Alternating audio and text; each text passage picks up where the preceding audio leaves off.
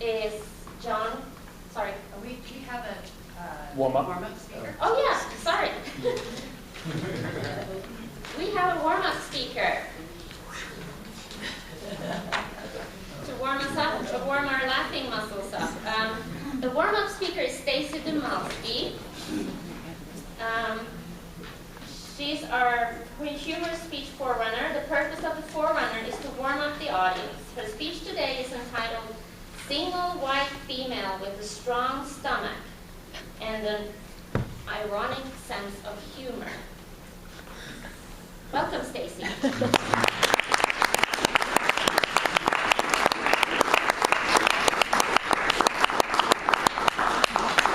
Well, as Tess said, the purpose of this is to get everybody kind of wake them up and get their laughing muscle going with just a couple of giggles here and there, hopefully. So I do want to talk about, I was in the Spur not that long ago with some girlfriends and watching the ritual mating dance. And I realized I am not a good dater. I just am not. I date just about as well as if I had to perform an emergency appendectomy on you while we were dancing the hustle out on the dance floor and your appendix burst. In other words, get those funeral arrangements done now. I was married for 20 years and some change, and I thought one of the perks of being married was that you never had to date again. But never say never. You just never know. So I watched all of this going on, and it kind of gave me a little bit of a panic attack. But luckily, I was nursing a vodka tonic, and that always helps. But before I get into my dating disaster, because there were so many of them even before I was married, I have to tell you about my toes. So you have to stay with me because this is pertinent to the story. When I was little, I needed glasses badly, but I didn't never say anything because I would sit in the front row at school, and my parents didn't do anything about it because nobody ever told them I needed glasses. So I used to run into the corners of tables, and I would trip over things, and I broke my toes, all of them, several times. Sometimes I broke them when they were already broken. And because of that, you would think that I would put shoes on every once in a while, but when you have broken toes, it hurts to wear shoes. So to this day, what happens is, if I'm not wearing my glasses, my toes cramp up, and they look like they're doing an interpretive dance or sign language, singing the Star Spangled Banner. So it's just awful, and I deal with it to this day. An x-ray of my toes looks like a 1,000-piece puzzle of Niagara Falls. You can't tell which way is up or anything like that. So fast forward to the dating disasters. When I was about 25, I met this really cool-looking guy that kind of looked like Mark Harmon back in the day. And he was this rugged guy who would rappel off rocks. He did the squirrel suit thing before anybody knew what that was.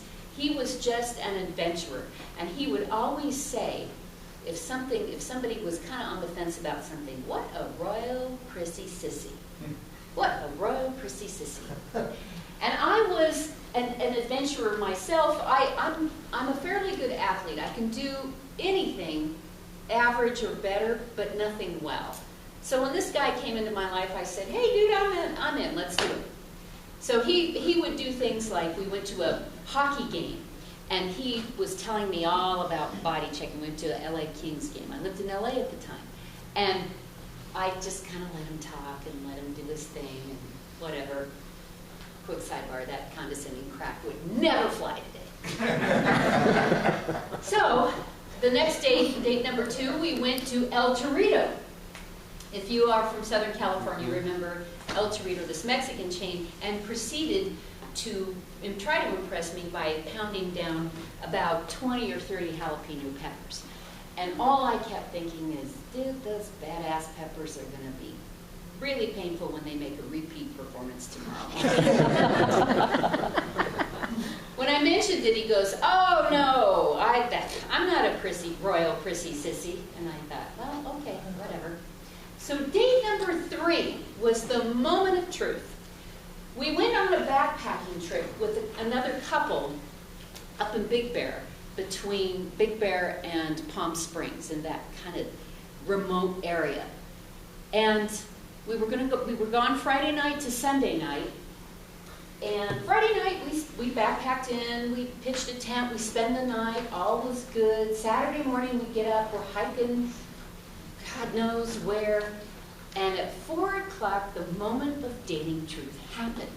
Because I had some open-toed hiking sandals on, I tripped on a root. And my middle toe on my right foot went and dislocated, and it was perpendicular to my foot. And I'm like, oh, but very colorful language.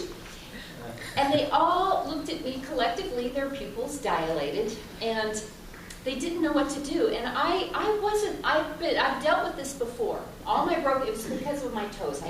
I have had that happen before. It still hurts, but I wasn't falling apart like you would think.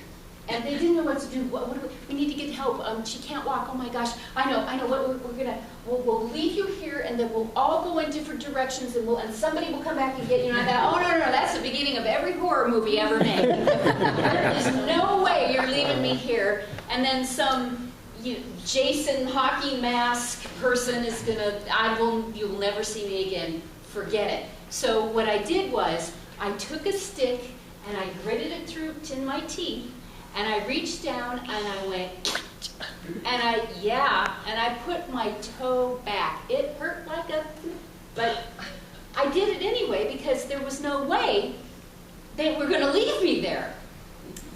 They looked at me, I looked at them like, look at what I did. Oh, aren't you proud of me? And they looked at me like I had just sprouted an evil twin out of my left shoulder. And then my big macho, don't be a royal sissy prissy date, his eyes rolled up into his head and he dropped like a sack. And they all went running over to him, and I'm like, hey wait, I'm the one with the broken foot over here. I tell you, he cut his head open. Blood is such a royal scene stealer. I just was so angry that they went over there to him. All right, well, fast forward, we get out. We go to the emergency room. He gets stitches in his head. I get my foot x-rayed. And the doctor says to me, wow, you actually did a pretty good job setting your foot. And I said, yeah, I've been down that road before. Just tape it up so we can move on. So my date had stitches and concussion. I drive him home in his car, because he can't drive, and when we pull up to the front of the house, he says, we need to talk. Yeah. And I go, what's up? And he said, this just is not going to work out. And I said, why? And he goes, you are just a bit too much. Because that foot thing, that really freaked me out. I go, what? Were you going to carry me 8 miles to civilization? He says, yeah, but you also ate a bug. And I said, I did not. I flicked the bug off my sandwich and then ate it. The sandwich, not the bug. He said, I'm sorry, it's just, I can't, it's nothing personal. Nothing personal. Seriously. So he goes in the house and he leaves me in the car. Oh, he says, I'll just go drive home. I'll get the car tomorrow. Just go.